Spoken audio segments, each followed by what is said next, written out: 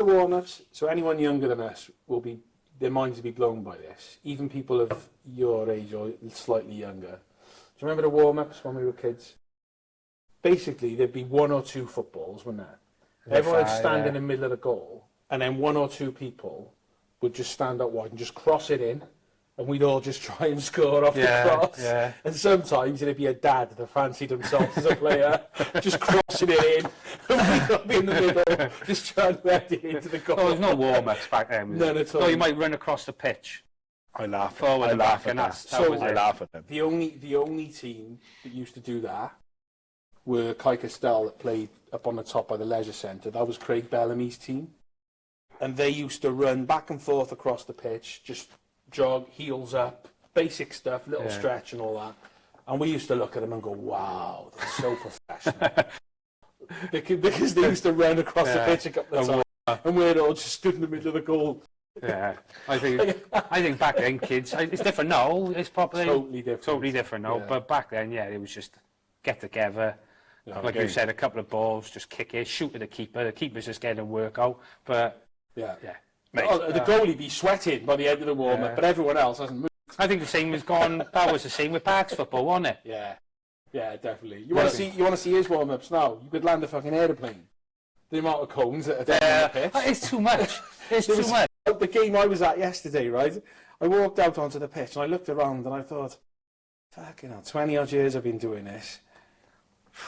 That's the most cones I've ever seen. Yeah. Mine's basic though. It's a couple of shuttles where they do a couple of different drills, and then there's a bit in a zone where they do two, three touch at the end. While I do the keeper.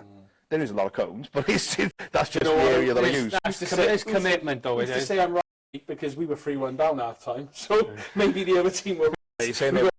Saying there with the kid stuff where it used to just be you just turn up and have a laugh. I said to you the other day, didn't I? I went down Trelide to watch before my game last week.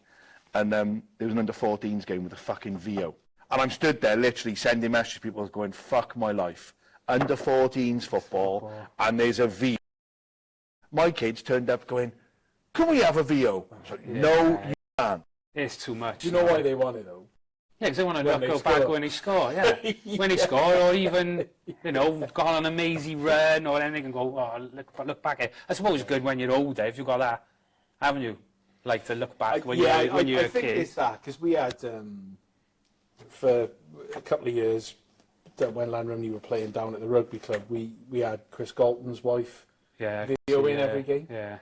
It's nice. You can have nice. Yeah. You could, do highlights and have a goal of the season competition and stuff like that. I used to use that coaching wise. Talked about it with Galtz.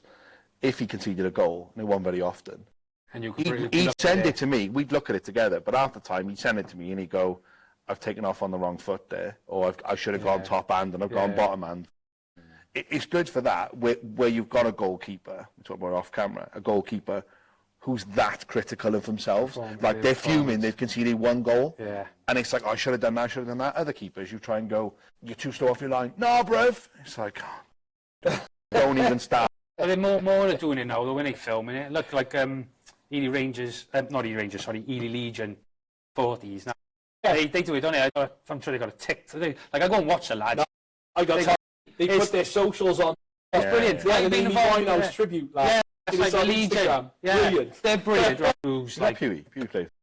I saw a video where they're in the dressing room the other day and they had to get they had to get a K. Yeah, brilliant. Mancy plays for him. So it's brilliant, right? The banter. We went to Liverpool last year on tour, 50 of us on a bus, on a coach, on a whip. But the social side is probably the best part of it. Don't get me wrong, the boys will say this themselves. They're not the best on the pitch. You get beat, they go... So their social media reflects that. They kind of take the piss out of themselves, don't they?